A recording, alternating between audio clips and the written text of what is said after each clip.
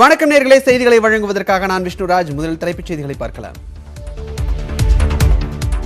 2 நாள் பயணமாக டெல்லி புறப்பட்டார் முதலமைச்சர் எடப்பாடி பழனிசாமி.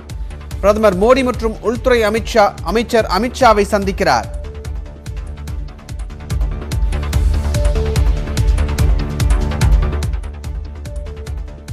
ஜனவரி 26 டெல்லியில் டிராக்டர் பேரணி செல்ல உள்ள விவசாயிகள் அனுமதி வழங்குவது குறித்து மாநில போலீசாரே முடிவெடுக்கலாம் என உச்சநீதிமன்றம் உத்தரவு.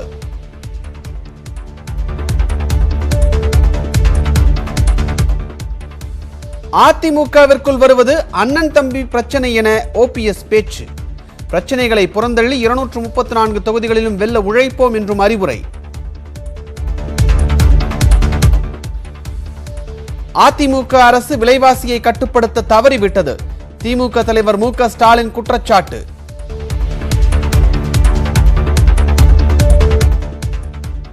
ஜனவரி 21 திமுகவின் மாவட்ட செயலாளர்கள் கூட்டம். கட்சியின் ஆக்கப்பணிகள் குறித்து விவாதிக்கப்பட உள்ளது.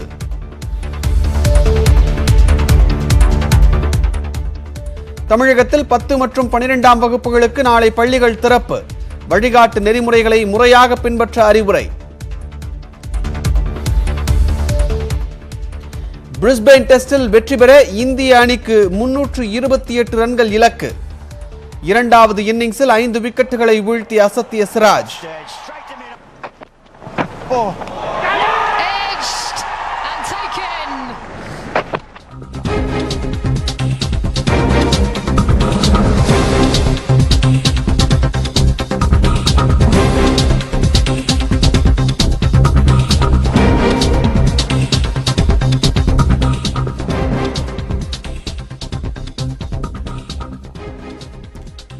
தற்போது வந்திருக்கக்கூடிய அண்மை செய்தியை பார்த்துக் கொண்டிருக்கிறோம்.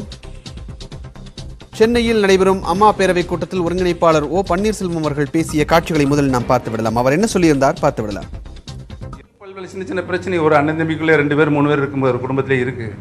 இவ்வளவு பெரிய 1.5 கோடி தொண்டர்கள் இருந்தது நம்முடைய கட்சியில். சின்ன சின்ன பிரச்சனை அதெல்லாம் புறந்தள்ளி விட்டு அனைவரும் ஒருங்கிணைந்து நம்முடைய இலக்கு 2021 நடைபெறுகின்ற சட்டமன்ற பொதுத் தேர்தலில் வெற்றி பெற்று மீண்டும் மாண்புமிகு அம்மாவுடைய அரசை நிலைநிறுத்துவதுதான் என்ற ஒரே இலக்கை நோக்கி நம்முடைய பயணம் இருக்க வேண்டும் என்றும் 2021 நடைபெறும் சட்டமன்ற பொதுத் தேர்தலில் வெற்றி கனியை பதித்து நாம் அனைவரும் சேர்ந்து மாண்புமிகு அம்மாவுடைய திருவடிகளில் சமர்ப்பிப்போம். அதிமுகவில் வருவது அண்ணன் தம்பி பிரச்சனை தான் என்று திரு ஓபிஎஸ் அவர்கள் பேசியிருக்கிறார். இந்த பேசிய காட்சிகளை தற்போது நாம் பார்த்தோம். இது தொடர்பான மேலதிக தகவல்களை தொடர்ந்து அடுத்தடுத்து வரும் செய்தி தொகுப்பில் நாம் பார்க்கலாம்.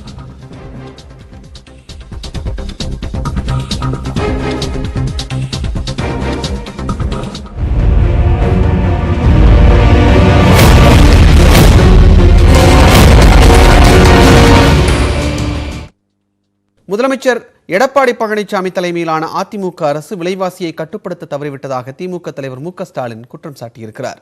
தருமபுரி மாவட்டம் பாலக்கோடு பகுதியில் திமுக சார்பில் நடைபெற்ற மக்கள் கிராம சபை கூட்டத்தில் அக்கட்சியின் தலைவர் மு க ஸ்டாலின் பங்கேற்றார். அப்போது பேசிய அவர் மாற்றுத்திறனாளிகள், மகளிர் சுய உதவிக் குழுக்கள் போன்றவற்றிற்கு திமுக ஆட்சியில் அதிக முக்கியத்துவம் அளிக்கப்பட்டதாக கூறினார்.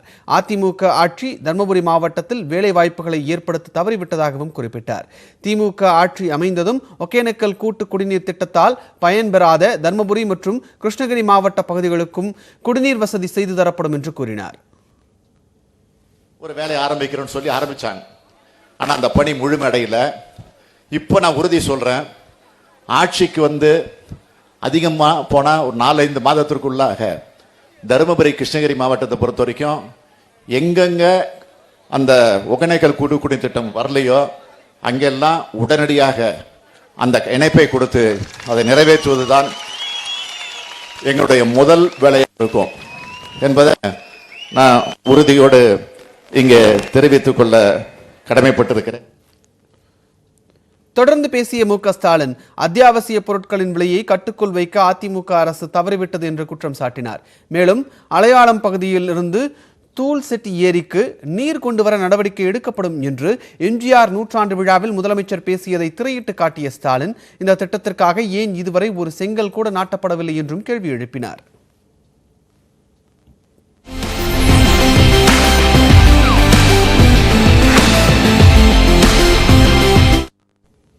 தமிழகத்தில் 10 மற்றும் 12ஆம் வகுப்பு மாணவர்களுக்காக நாளை பள்ளிகள் திறக்கப்படும் சூழ்நிலையில் அதற்கான முன்னேற்பாடுகள் தீவிரமாக நடைபெற்று வருகின்றன. கொரோனா ஊரடங்கு காரணமாக கடந்த 10 மாதங்களாக பள்ளிகள் மூடப்பட்டுள்ளன.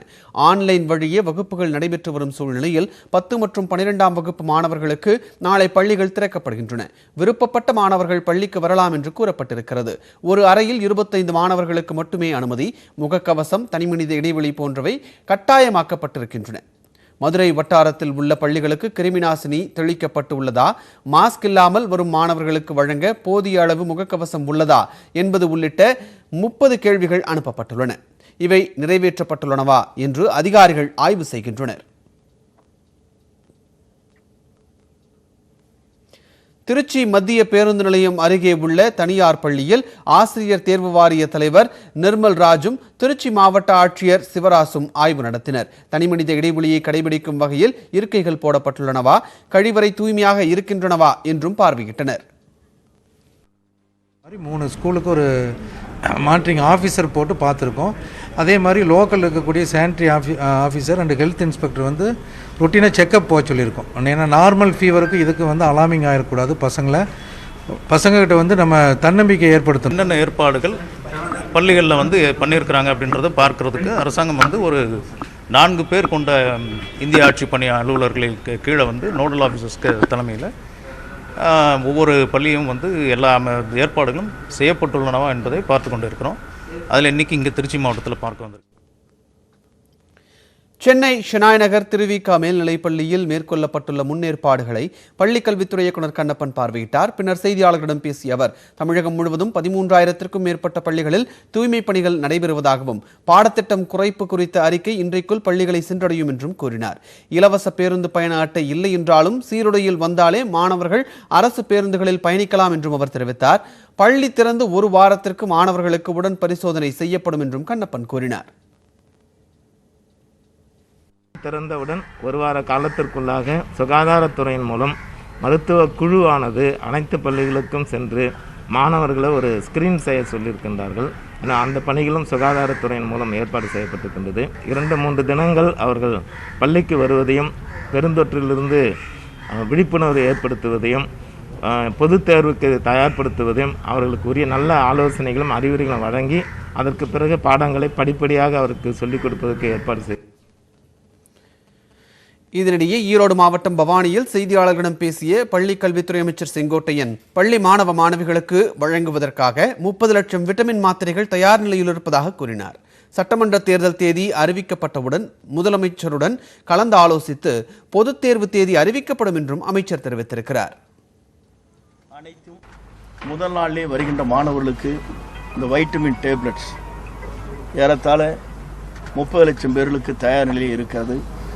இது அனைத்தும் அரசு நம்முடைய முதலமைச்சருடைய ஒப்புதலோடு அந்த பணிகள் நிறைவேற்றப்பட்டிருக்கிறது. பொதுத் தேர்வுகளை பொறுத்தவரையிலும் நம்முடைய சட்டமன்ற பொதுத் தேர்வில் அட்டவணை எப்போது வெளியிடப்படுகிறதோ அதற்கேற்ப பொதுத் தேர்வை பொறுத்தவரையிலும் முதலமைச்சரோடு கலந்து பேசி முடிவுகளை மேற்கொள்வோம். காணும் பொங்கலை ஒட்டி சென்னை முட்டுக்காடு போட் ஹவுஸில் சுற்றுலா பயணிகள் படகு சவாரி சென்று குடும்பத்துடன் குதூகலித்தனர். கொரோனா தொற்று பரவல் தடுப்பு நடவடிக்கையாக ஜனவரி 15ஆம் தேதி முதல் 17ஆம் தேதி வரை மெரினா போன்ற கடற்கரைகள், வண்டலூர் பூங்கா உள்ளிட்ட இடங்களுக்கு பொதுமக்கள் செல்ல தடை விதிக்கப்பட்டது. அதே நேரம் சென்னை கிழக்கு கடற்கரை சாலையில் உள்ள முட்டுக்காடு படகு குழாமில் படகு சவாரி செய்ய அனுமதி அளிக்கப்பட்டிருந்தது. இதன் காரணமாக முட்டுக்காடு படகு குழாமில் சுற்றுலாப் பயணிகள் அதிக அளவு குவிந்தனர். கைவிசை படகு சவாரி, மோட்டார் படகு சவாரி, பைக் படகு சவாரி என பக்கிங்காம் கால்வாயில் சவாரி செய்து இயற்கை அழகை கண்டு ரசித்தனர். குடும்பத்துடன் செல்ஃபி எடுத்தும் மகிழ்ந்தனர்.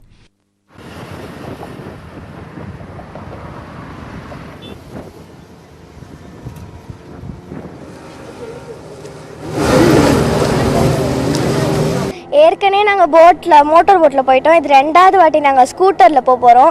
ஸோ ரொம்ப எங்களுக்கு ஜாலியாக இருக்குது. இங்கே இப்போ தான் ஃபஸ்ட் டைம் வெளியிலே வர டூரிஸ்ட் ஸ்பாட்டுக்கு கவர்மெண்ட் டூரிஸ்ட் ஸ்பாட் இப்போ தான் ஃபஸ்ட் டைம் ஓப்பன் பண்ணியிருக்காங்க. இங்கே கொஞ்சம் சேஃப்டி கண்டிஷன்ஸ்லாம் வச்சு கொஞ்சம் அனுப்புகிறாங்க. கொஞ்சம் நல்லா தான் இருக்குது.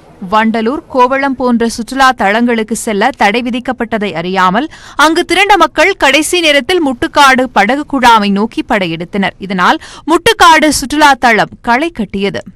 நாங்கள் எம்ஜிஆர் நகர்லேருந்து ஃபேமிலியாக வந்தோம் பீச்சுக்கு போகலான்னு. அங்கே போலீஸ்லாம் விடலை, அதனால் போட் ஹவுஸ் வந்தோம். இங்கே ஜாலியாக போட்லாம் போயிட்டு ரைட்லாம் சூப்பராக இருந்துச்சு. எல்லா இடத்தையும் மூடிட்டு இருந்தாலும் இது எங்களுக்கு ஒரு பொழுதுபோக்காக இருந்தது. ஓரளவுக்கு நல்லா இருந்தது, பார்க்குறதுக்கு ரொம்ப சந்தோஷமாக என்ஜாய் பண்ணோம் ஃபேமிலியோடு வந்து. லைஃப் ஜாக்கெட் எனப்படும் பாதுகாப்பு உடைகளுக்கு கிருமிநாசினி தெளித்து சுற்றுலா பயணிகளுக்கு வழங்கப்பட்டன. இதனால் சுற்றுலா பயணிகள் முட்டுக்காடு படகு குழாமில் படகு சவாரி செய்து காணும் புகழை உற்சாகமாக கொண்டாடினர். நியூஸ் 18 செய்திகளுக்காக கிழக்கு கடற்கரை சாலையிலிருந்து செய்தியாளர் வினோத்.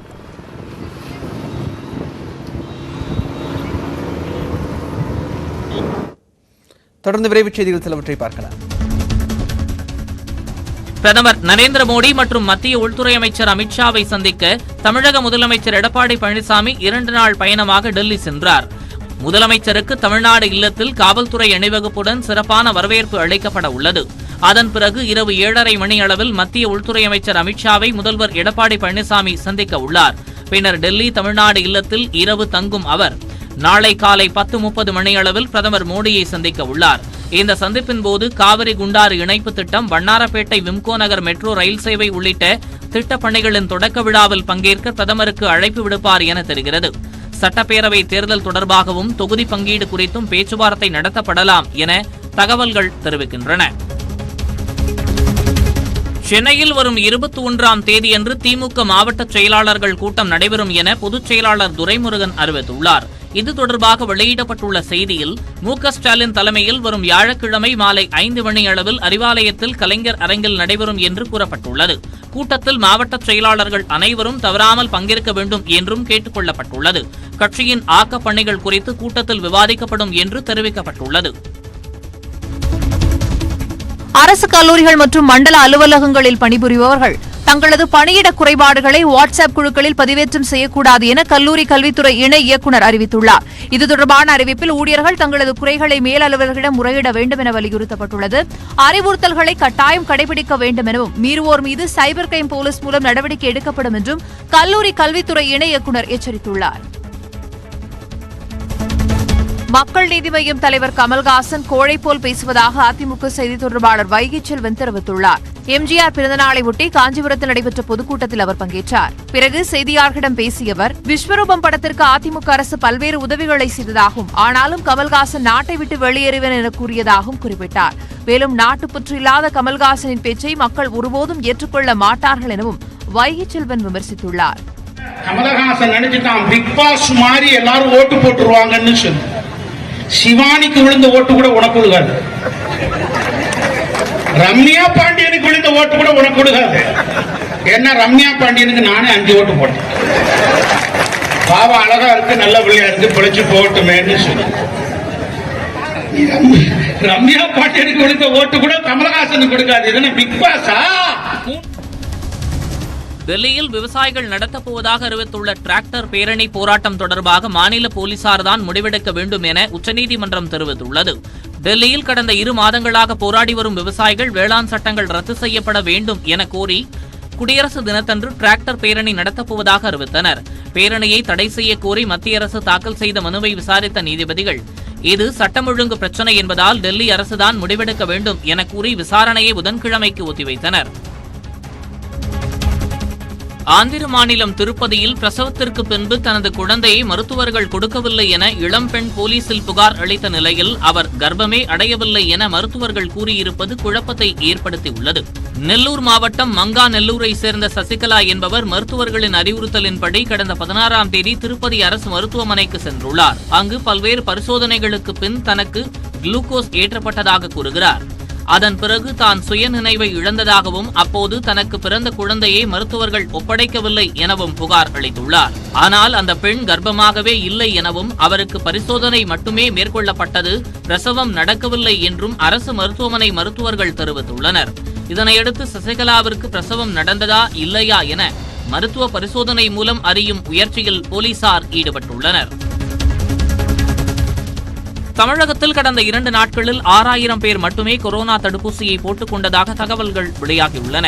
நாடு முழுவதும் முதற்கட்டமாக சுகாதாரத்துறை பணியாளர்களுக்கு கொரோனா தடுப்பூசி போடும் பணி கடந்த 16ஆம் தேதி தொடங்கியது. அதன்படி தமிழ்நாடு, அருணாச்சல பிரதேசம், ஆந்திரா, கர்நாடகா உள்ளிட்ட 6 மாநிலங்களில் 17,000 முன்கள பணியாளர்கள் கொரோனா தடுப்பூசிகளை போட்டுக் கொண்டனர்.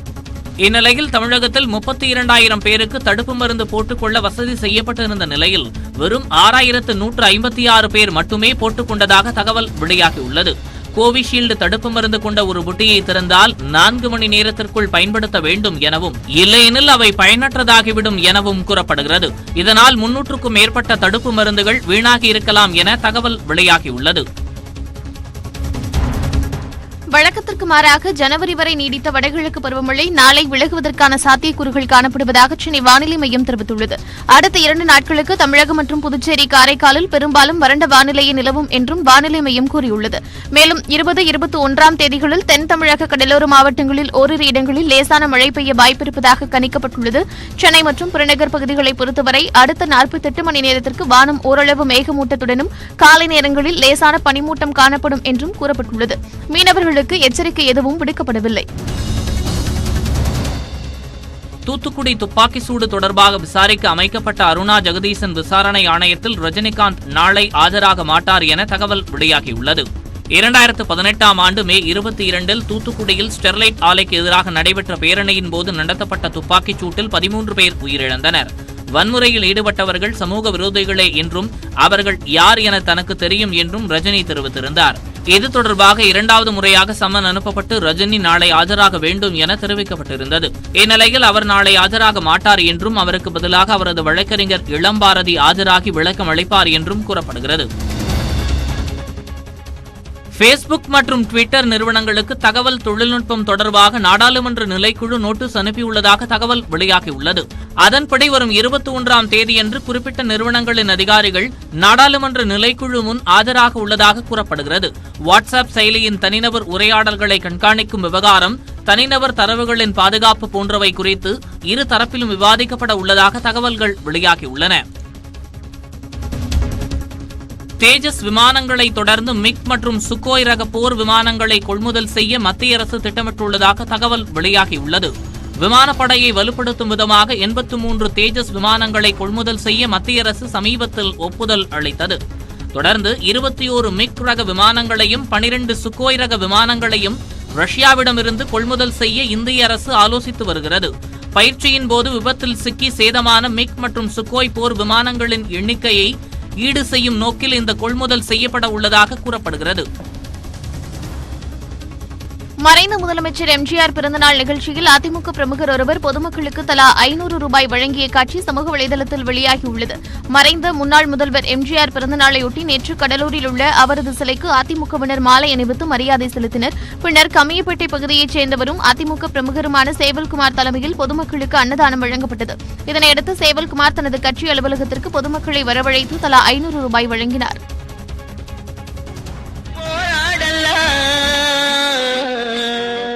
உயர்ந்தாலும் தாழ்ந்தாலும் தலை வணங்காமல் நீ வாழலாம். உன்னை அறிந்தால் நீ உன்னை அறிந்தால் உலகத்தில் போராடலாம். பரபரப்பான அரசியல் சூழலில் புதுச்சேரி சட்டப்பேரவையின் சிறப்பு கூட்டம் தொடங்கி நடைபெற்று வருகிறது. திட்டமிட்டபடி பேரவை சிறப்பு கூட்டம் காலை 10:15 மணிக்கு சபாநாயகர் சிவக்கொழுந்து உரையுடன் தொடங்கியது. மறைந்த முன்னாள் குடியரசுத் தலைவர் பிரணாப் முகர்ஜி, வசந்தகுமார் எம்பி, பாடகர் SP பாலசுப்ரமணியம், பாஜக நியமன MLA சங்கர் உள்ளிட்டோருக்கு இரங்கல் தீர்மானம் வாசிக்கப்பட்டு மௌன அஞ்சலி செலுத்தப்பட்டது. பின்னர் ஆளும் காங்கிரஸ் அரசுக்கு பெரும்பான்மை இல்லை என கூறி அதிமுக MLAக்கள் அவையை புறக்கணித்து தர்ணா போராட்டத்தில் ஈடுபட்டனர். மேலும் இந்த கூட்டத்தொடரை புறக்கணிக்க உள்ளதாக அதிமுக சட்டமன்ற குழு தலைவர் அன்பழகன் தெரிவித்துள்ளார். இதேபோல் அரசின் கோப்புக்கு ஆளுநர் கிரண்பேடி ஒப்புதல் அளிக்க கோரி அமைச்சர் கந்தசாமி தர்ணாவில் ஈடுபட்டார்.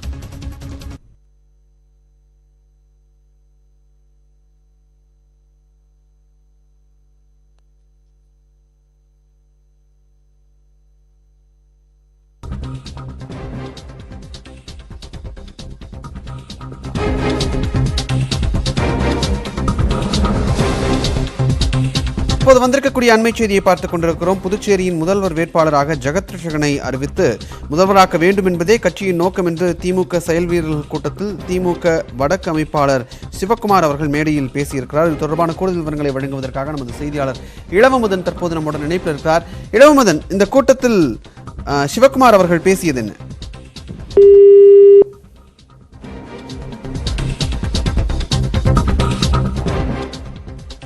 புதுச்சேரியினுடைய முதல்வர் வேட்பாளராக ஜெகத் ரட்சகனை அறிவித்து முதல்வராக்க வேண்டும் என்பதே கட்சியின் நோக்கம் என்று திமுக செயல் வீரர்கள் கூட்டத்தில் திமுக வடக்கு அமைப்பாளர் திரு SP சிவக்குமார் அவர்கள் மேடையில் பேசியிருக்கிறார். இந்த புதுச்சேரியில் நடைபெற்று வரக்கூடிய இந்த ஆலோசனை கூட்டத்தில் திமுக செயல் வீரர்கள் கூட்டத்தில் இந்த பேச்சு எழுப்பப்பட்டிருக்கிறது. மேடையில் பேசும்போது அவர் இதனை தெரிவித்திருக்கிறார்.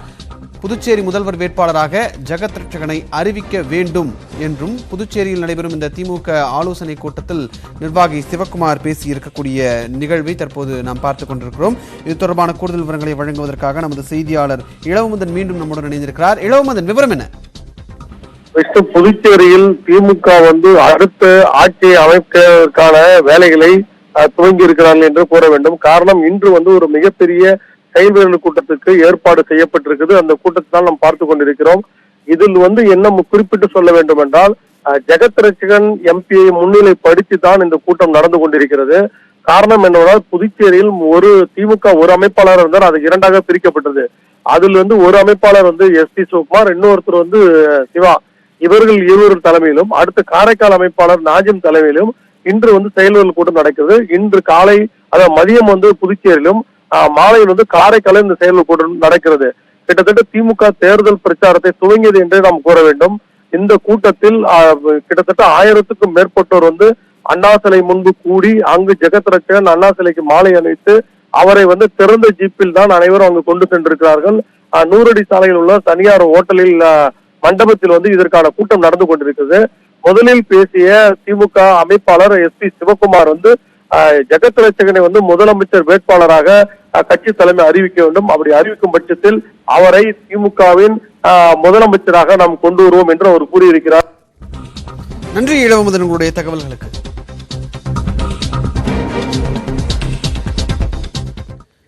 இந்தியாவின் இளம் மேதைகளை உலகறிய செய்யும் யங் ஜீனியஸ் நிகழ்ச்சியின் சில சுவாரஸ்ய துணுக்குகள் இதோ.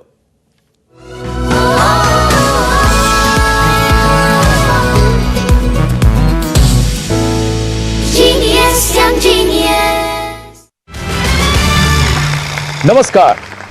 तेंदुलकर सिर्फ 17 साल के थे जब उन्होंने अपना पहला टेस्ट शतक जड़ा। लता मंगेशकर ने अपना पहला गाना 13 साल की उम्र में रिकॉर्ड किया। जी हां, एक जीनियस की पहचान छोटी उम्र में ही हो जाती है। हमने भी ढूंढ निकाले हैं कुछ ऐसे ही जीनियसेस और हमारा मकसद है इस मंच के जरिए इनकी काबिलियत को जग जाहिर करना। न्यूज 18 नेटवर्क की इस नायाब कोशिश का नाम है बायजूस यंग जीनियस। देश के कोने कोने से ढूंढे गए कई यंग जीनियसेस में से कुछ खास को चुना है हमारी स्पेशल जूरी ने। बायजूस यंग जीनियस के हर एपिसोड में हम मिलेंगे कुछ ऐसे यंग जीनियसेस से जिनकी उम्र तो छोटी है पर कारनामे बड़े। चलिए मिलते हैं हमारे पहले यंग जीनियस से, जिन्हें खुद musical genius AR Rahman the ambassador of Indian music कहते हैं, Lydian Nadhaswaram. I started to tour around the world and I have performed approximately around 500 concerts. I'm capable of playing any piece in 2 pianos. I'm dying to hear him play यार आनंद, उसको कुछ बजवाओ यार। मैं भी वही कह रहा हूँ, आप शुरू कीजिए और फिर लिडियन यहाँ फॉलो करेंगे। रेगा रेगा मा ध ब ब ग रे म ग रि ध नि ध रि नि रि ध नि ध ब ध नि ध रि ग म रे ग ध रि ग म ब ध नि ब ध म ब ध नि ध रि ग म रे ग ध रि नि ध ध नि ब ध म ब ग म रे ग ध।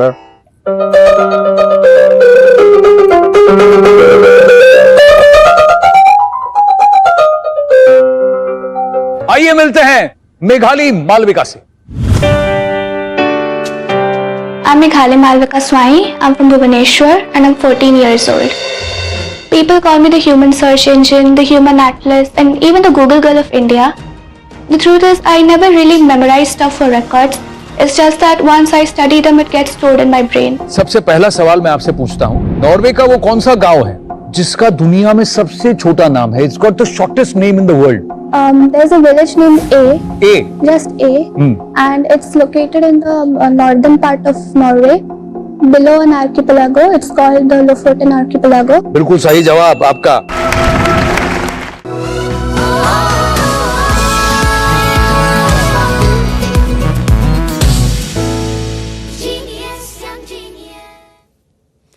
இரண்டாயிரத்து 24ஆம் ஆண்டு ஒலிம்பிக்கில் சாதிக்க காத்திருக்கும் இளம் வீராங்கனை பூஜா பங்கேற்ற யங் ஜீனியஸ் நிகழ்ச்சி சனிக்கிழமை இரவு 8:30 மணிக்கு ஒளிபரப்பாகிறது.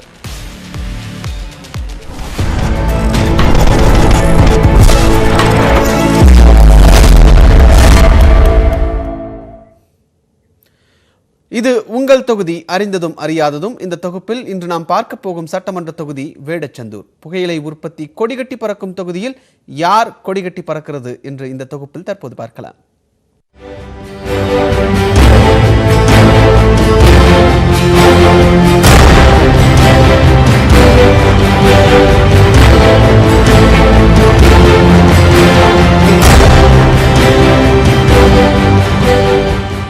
விலங்குகளை வேட்டையாடி அதன் கறி, தோல், கொம்புகளை பாடம் செய்து விற்கும் சந்தையாக இருந்ததால் வேடன் சந்தையூர் என பெயர் பெற்று பிற்காலத்தில் அதுவே வேடச்சந்தூராக மருவியது. ஊரின் பெயரை சொன்னாலே இலவச மின்சாரம் கேட்டு போராடியதால் 1978ஆம் ஆண்டு ஆத்துமேட்டில் நாச்சிமுத்து கவுண்டர், சுப்பிரமணி சின்னசாமி, கருப்பசாமி உள்ளிட்ட 6 பேர் சுட்டுக் கொல்லப்பட்டதுதான் நினைவுக்கு வரும். வேடச்சந்தூருக்குள் நுழையும் போதே அவர்களின் நினைவு தூண்தான் நம்மை வரவேற்கும். கொடைக்கானல் கீழ்மலையில் உற்பத்தியாகி வேடச்சந்தூருக்குள் பாய்ந்தோடும் குடகனாரும் அது நின்று களைப்பாரும் அழகாபுரி அணைக்கட்டுமே பாசனத்தின் ஆதாரம். அதிக அளவாக 938 ஏக்கரில் வெங்காயமும், 375 ஏக்கரில் தக்காளியும், 674 ஏக்கரில் முருங்கையும் பயிர் செய்யப்படுகின்றன. சுருட்டுக்கு பெயர் பெற்ற நகரமாக திண்டுக்கல் திகழ்ந்தபோது அதற்கான புகையிலை வேடச்சந்தூர் பகுதிகளில்தான் விளைந்தது. அதனால்தான் நாடு சுதந்திரம் அடைந்ததும் 1948இல் மத்திய அரசு புகையிலை ஆராய்ச்சி மையத்தை இங்கே தொடங்கியது. புகையிலைக்கு தடை விதிக்கப்பட்ட பின் புகையிலை பயிரிடப்படும் பரப்பளவு 6000 ஏக்கரிலிருந்து 1500 ஏக்கராக குறைந்துவிட்டது. வறட்சி மிகுந்த தாலுகாவாக உள்ளதால் அரசின் மானியத்துடன் 250க்கும் மேற்பட்ட நூற்பாலைகள் இந்த தொகுதியில் செயல்படுகின்றன. அதில் பணியாற்றக்கூடிய 1 லட்சத்திற்கும் மேற்பட்டோரில் வெளிமாநிலங்களை சேர்ந்தவர்களின் அளவு 40 விழுக்காடாக அதிகரித்துள்ளது. சிமெண்ட் ஆலைகளுக்கு தேவையான மூலப்பொருட்களை வெட்டி எடுக்கும் குவாரிகளும் இந்த தொகுதியில் அதிகமாக உண்டு. வேடச்சந்தூரில் அதிகபட்சமாக அதிமுக 7 முறையும், திமுக, காங்கிரஸ் கட்சிகள் தலா 3 முறையும் வெற்றி பெற்றுள்ளன. இந்திய கம்யூனிஸ்ட், மார்க்சிஸ்ட் கட்சிகள் தலா 1 முறை வாகை சூடியுள்ளன. இதே தொகுதியில் 2 முறை வெற்றி பெற்றவரும் துணை சபாநாயகராக இருந்தவருமான VP பாலசுப்ரமணியத்தின் மகன் VPP பரமசிவம் கடந்த 2016ஆம் ஆண்டு நடந்த தேர்தலில் அதிமுக சார்பில் போட்டியிட்டு வென்று MLA-வானார். VPP பரமசிவம் 97,555 வாக்குகள் பெற்ற நிலையில் அவரை எதிர்த்து காங்கிரஸ் சார்பில் போட்டியிட்ட சிவசக்திவேல் 77,617 வாக்குகள் மட்டுமே பெற்று தோற்றார். புகையிலை கொள்முதல் நிலையம் அமைக்க வேண்டும் என்ற மக்களின் 20 ஆண்டு கால கோரிக்கை இதுவரை நிறைவேற்றப்படவில்லை. 1977ஆம் ஆண்டு அழகாபுரி அணை உடைந்த பின்பு தூர்வாரப்படாததால் பல குளங்களுக்கு உரிய நீர் கிடைப்பதில்லை என்பது இப்பகுதி மக்களின் குற்றச்சாட்டாக உள்ளது. தக்காளி அதிகமாக விளையும் அய்யலூர், கூம்பூரில் குளிர்பதன கிடங்கும், பழச்சாறு ஆலையும் தேவை என்ற கோரிக்கையும் கண்டு கொள்ளப்படாமல் இருக்கிறது. 1980களில் வேடச்சந்தூரில் ஆட்ரிக் வெற்றி பெற்ற அதிமுக வரும் தேர்தலில் வென்றால் மீண்டும் ஆட்ரிக் வெற்றியை பதிவு செய்யும். வெற்றி கிட்டுமா? நியூஸ் 18 தமிழ்நாடு செய்திகளுக்காக செய்தியாளர் சங்கர்.